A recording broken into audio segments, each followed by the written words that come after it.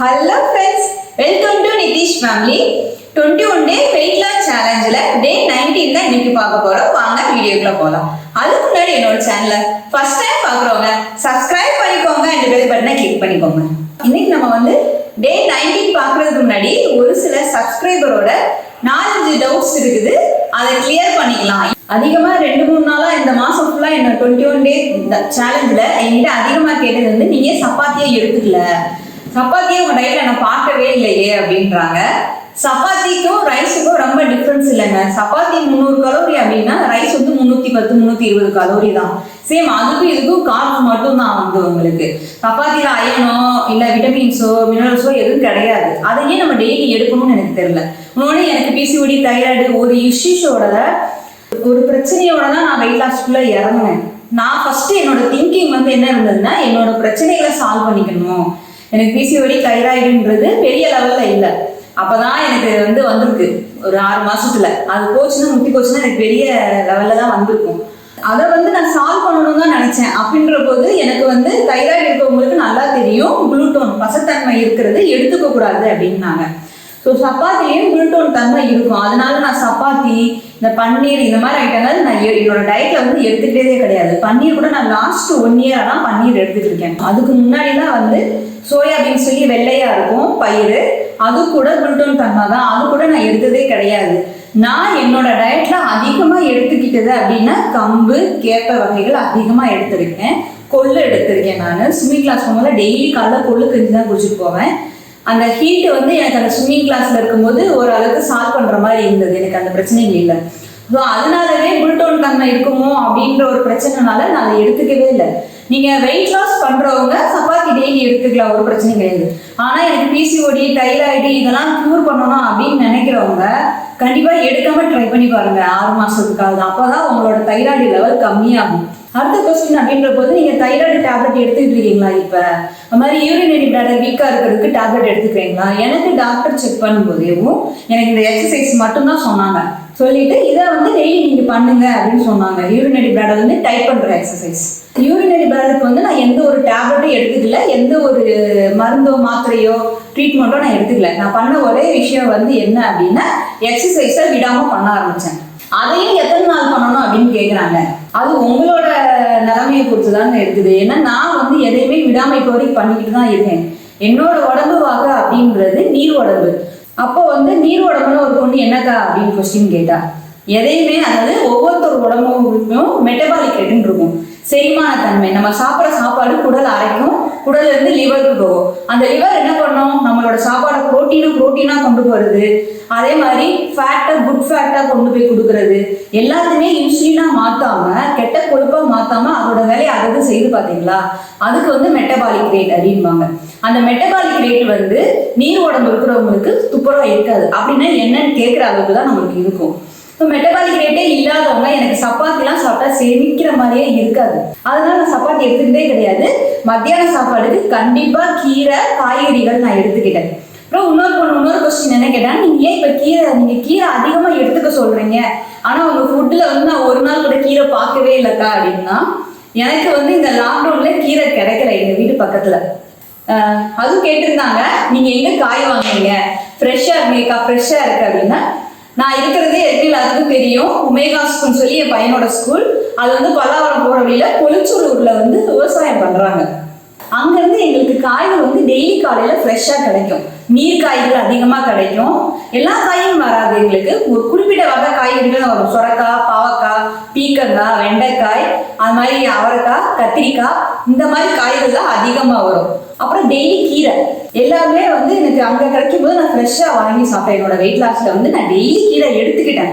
அது மாதிரி நீர் காய்கள் 2 எடுத்துக்கிட்டேன்.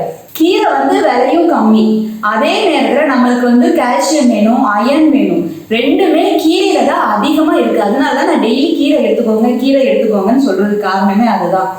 அதனாலதான் எனக்கு கீரை கிடைக்காதனால என்ன பண்ணேன், எப்பவுமே கீரைகளை அதாவது கருவேப்பிலையும் சரி கீரையும் சரி விடவே மாட்டேன். ஒரு கட்டு முருங்கைக்கீரை கடைசியில் அதை காய வச்சுருவேன். எங்கள் வீட்டு டைனிங் டேபிள் சாப்பிட்றதுக்கு யூஸ் பண்ணதே கிடையாது. நாங்கள் ஒரு நாள் கூட எப்போ பார்த்தாலும் அதில் ஏதாவது ஒரு இலை தலைகள் காஞ்சிக்கிட்டே தான் இருக்கும். அதை காய வச்சு அரைச்சி பொடியாக வச்சுக்குவேன். முடக்கத்தான் கீரை அந்த மாதிரி என்னென்ன கீரை கிடைக்குதோ அதெல்லாம் நான் அப்படியே காய வச்சு பொடி பண்ணி வச்சுக்குவோம். அந்த பொடியா எடுத்துக்கும் போது சத்து உண்ணி நம்மளுக்கு அதிகமா கிடைக்கும். கீரைகளை காய வைக்கிறது கூட நம்ம வீட்டுக்குள்ளதான் காய வைக்கணும். ஏசி காத்துலயோ ஃபேன் காத்துலயோ தேவையில்லை. டைனிங் டேபிள்ல நான் நல்லா கழுவிட்டு வடிகட்டியில போட்டு வச்சிருவேன். கீரையை ஒரு மணி நேரத்துக்கிட்ட நல்லா தண்ணிலாம் வடிஞ்சிடும்.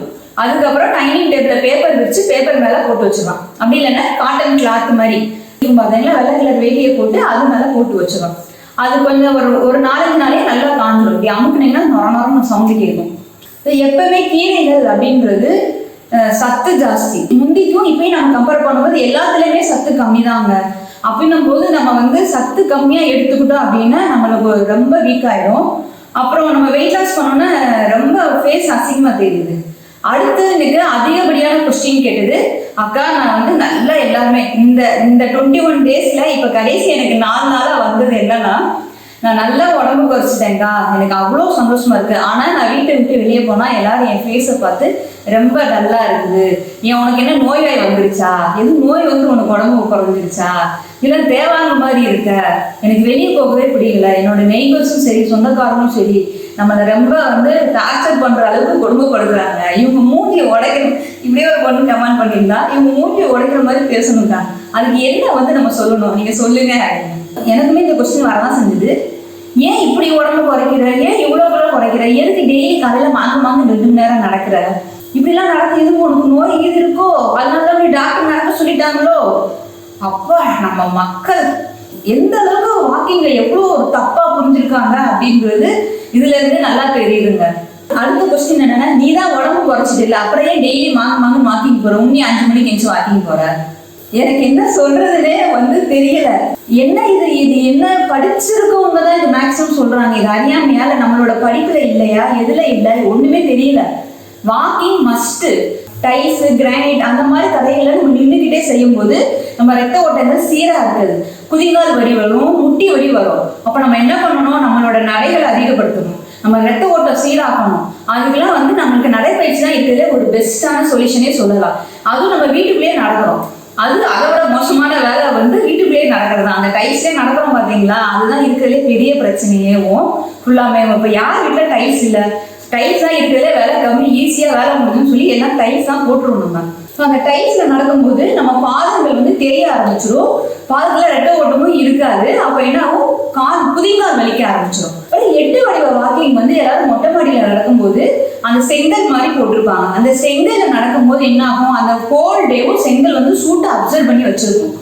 அதுல போய் நீங்க சாயந்தரமோ இல்ல காலையிலயோ நீங்க நடந்தீங்க அப்படின்னா அந்த சூடு ஃபுல்லா உங்க உள்ளங்கால் வழியா போகதான் செய்யும். அப்ப என்ன வரணும், உள்ளங்கால ஒரு பெயின் வரும்.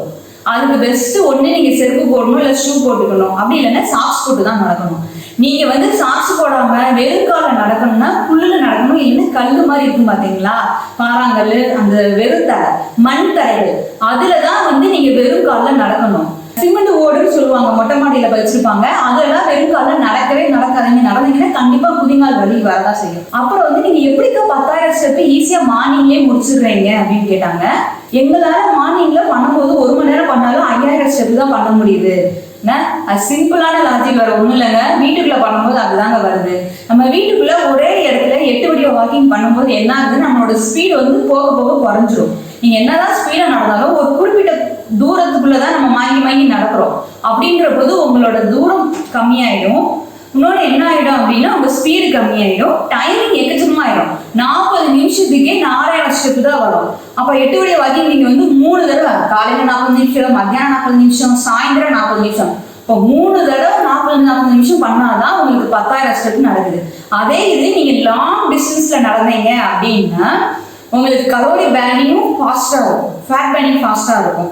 ஏர்லி மார்னிங்ல வெளியே போய் நடக்கும்போது உங்களுக்கு ஃப்ரெஷ்ஷான ஆக்சிஜன் கிடைக்கும். ஸோ அந்த ஆக்சிஜனோட சர்க்குலேட் படும்போது உங்களோட நுரையீரல் பகுதியும் சுத்தமாகும். சுத்தமான காற்று கிடைக்கும் போது நம்மளுக்கு அதுவுமே உடம்புக்கு ஒரு பாசிட்டிவான, அதாவது வெயிட் லாஸ்க்கு ஒரு பாசிட்டிவான பாயிண்ட்னே சொல்லலாங்க. ஸோ 2 பாயிண்ட் வெளியே போய் வாக்கிங் நடக்கும்போது, இப்போ நீங்க லாங்கா ஃபாஸ்டா நடக்கும்போது என்ன பண்ணுவோம்னா நம்ம ஃபாஸ்ட் கூடிக்கிட்டே தான் போகும். அப்போ நீங்க லாங் டிஸ்டன்ஸ்ல நடந்தீங்கன்னா அதோட பலன்கள் வேற மாதிரி இருக்கும். சீக்கிரமா நம்ம முடிச்சுட்டு வந்துடலாம். 8 கிலோமீட்டர் 4 கிலோமீட்டர் தான், போக 4 கிலோமீட்டர், வர 4 கிலோமீட்டர், ஆக மொத்தம் 8 கிலோமீட்டர் தான். 1.25 மணி நேரம் தான். பேசக்கூடாது வாக்கிங் போகும்போது. வாயை திறந்து பேசுனீங்கன்னா உங்களோட மூச்சு காத்து வாய் வழியா வெளியே வந்துடும். ஸோ அப்போ வந்து உங்களுக்கு உள்ள போகிறது காத்தும் வாய் வழியாக தான் உள்ள போகும், வெளியே வரும். அது என்னன்னு தெரியல. இப்போ இருக்க ஜென்ஸ் எல்லாம் 4 பேர் சேர்ந்துக்கிறாங்க இந்த லாக்டவுன்ல. மாஸ்க் போட மாட்டேங்கிறாங்க, ரோட்டை அரைச்சிட்டு அப்படியே கதை பேசிக்கிட்டே வாக்கிங் போறாங்க. தயவுசெய்து அந்த மாதிரி போறீங்க வாக்கிங் அப்படின்னா நீங்க போகவே வேணாம், வீட்டிலே இருந்துக்கோங்க. இதுக்கு பேர் வாக்கிங்கே கிடையாதுங்க. இதனால ஒரு சொட்டு இன்ச் அளவு கூட உங்களுக்கு ஃபேட் லாஸும் நடக்காது, வெயிட் லாஸ் எதுவுமே நடக்கவே நடக்காது. பிரிஸ்கா நடக்கணும், கைகளை நல்லா வீசி உங்க மூச்சு காத்த மூச்சு வழியா உள்வாங்கி வெளிவிடணும். வாய் வழியா உள்வாங்கி வெளிவிடக்கூடாது. ரொம்ப பேசக்கூடாது. ரொம்ப பேசுனீங்கன்னா உங்க எனர்ஜி போயிடும். இதை ப்ராப்பரா செய்யணும். இதை ப்ராப்பரா செய்யலைன்னா எதுவா இருந்தாலுமே உங்களுக்கு வெயிட் லாஸ் வந்து வராது. ஆக்சுவலா பேசணும், வெயிட் லாஸ் பத்தியோ ஹேர் லாஸ் பத்தியோ பேச ஆரம்பிச்சோம்னா மணிக்கணக்கா பேசிக்கிட்டே போவோம். எங்கேயோ போயிட்டேன் நான். ஆக்சுவலா இதுதான் பிரச்சனை. எல்லாருமே எனக்கு அதிகமா கொஸ்டின் கேட்டது வந்து என்னன்னா, நான் வெயிட் லாஸ் நல்லா பண்ணிட்டேங்க, ஆனா என்னோட ஃபேஸ் வந்து ரொம்ப டல் அடிக்குது. அதுக்கு காரணம் என்னன்னா, பெண்கள் அதிகமா கீரைகள் சேர்த்துக்கோங்க, காலையில பழங்கள் அதிகமா சேர்த்துக்கோங்க, டெய்லி ஒரு ஃப்ரூட்ஸ் ஜூஸ் அந்த மாதிரி எடுத்துக்கிட்டீங்க, மாதுளம்பழம் ஜூஸு, அப்புறம் வந்து திராட்சை, ஏபிசி, ஆம்லா இந்த மாதிரி பழங்கள் எடுத்துக்கும் போது உங்க ஃபேஸ் வந்து நல்லா க்ளோயிங்காக இருக்கும். அந்த டொக்கு விழுகிறதுலாம் வராது. உண்மை வந்து அதுதான். அது யாருக்கும் சரியா தெரிய மாட்டேங்குது. நீங்க பழங்கள் சாப்பிட சொல்றீங்க, எங்களுக்கு பழங்கள் கிடைக்க மாட்டேங்குது, விவசாயம் பண்றவங்களே எங்களுக்கு பழங்கள் கிடைக்க மாட்டேங்குது அப்படின்னு சொல்லும்போது தான் அது நாளைக்கு வீடியோல சொல்றீங்க. அது ஒரு அதுக்குன்னே நான் தனியா ஒரு வீடியோ போடணும்னு வச்சிருக்கேன். அந்த கமெண்ட் வந்து எனக்கு இன்னி வந்து உறுத்திக்கிட்டே இருக்குது. கண்டிப்பா அதை நாளைக்கு அந்த ஒரு பொண்ணுக்காகவே நாளைக்கு அந்த வீடியோவை நான் சொல்றேன் நான் என்னன்ட்டு. இப்போ வந்து என்னன்னா, ஃபேஸ் வந்து ரொம்ப இந்த இடம்லாம் வக்கிருச்சுக்கா, ரொம்ப டல் ஆயிடுச்சு அப்படின்றவங்களுக்கு ஃபேஸ்க்கு தைராய்டு இருக்கும்போது அப்படி குனிஞ்சு இப்படி நிமிர்ந்து பண்ணுவோம் பாத்தீங்களா, அப்போ வந்து இந்த இடம்லாம் வந்து குறையும்.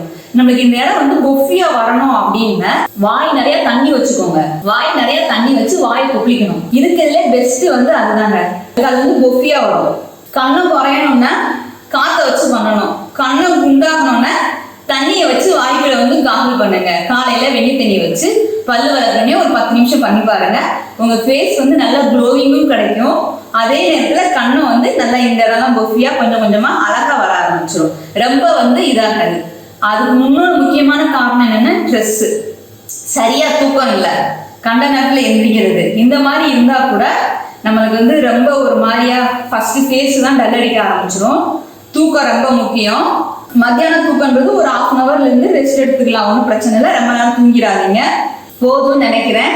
இந்த கொஸ்டினுக்கு இந்த அளவுக்கு ஆன்சர் பண்ணியிருக்கேன். மீதி 2 கொஸ்டினை நாளைக்கு நான் ஆன்சர் பண்றேன். இப்போ என்னோட டே 19ஓட டயட் என்னன்னு பார்க்கலாம். மார்னிங் ஒரு 8:15க்கு வாட்டர்மெலன் ஜூஸ் எடுத்துக்கிறேன். 350 ml இருக்கிற அளவுக்கு வாட்டர்மெலன் ஜூஸ் எடுத்துருக்கேன். இது சுகரோ எதுவுமே ஆட் பண்ணக்கூடாது, தண்ணியும் வாட்டர்மெலன் மட்டும்தான்.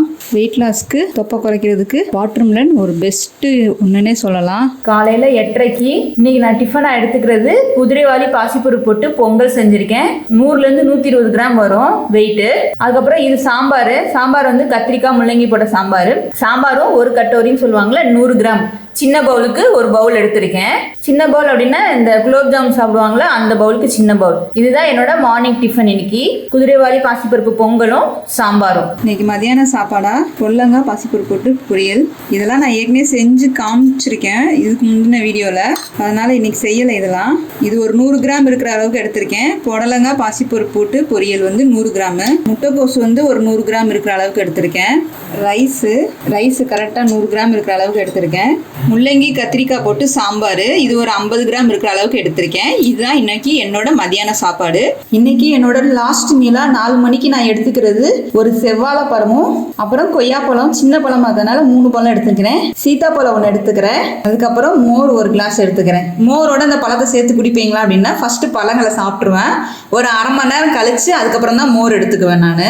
மோர்னா 1/4 கிளாஸ் தான் தயிர் இருக்கும், ஃபுல்லாக தண்ணி தான் என்னதில். ஸோ இதுதான் என்னோட லாஸ்ட் மீலாக இன்றைக்கி நான் எடுத்துக்கிறேன். டே 19 அப்படின்றது நான் நல்லபடியாக கொஞ்சம் ஹெல்த்தியாக முடிச்சிருக்கேன்னு நினைக்கிறேன். நீங்களும் இதையே ஃபாலோ பண்ணுங்கள்.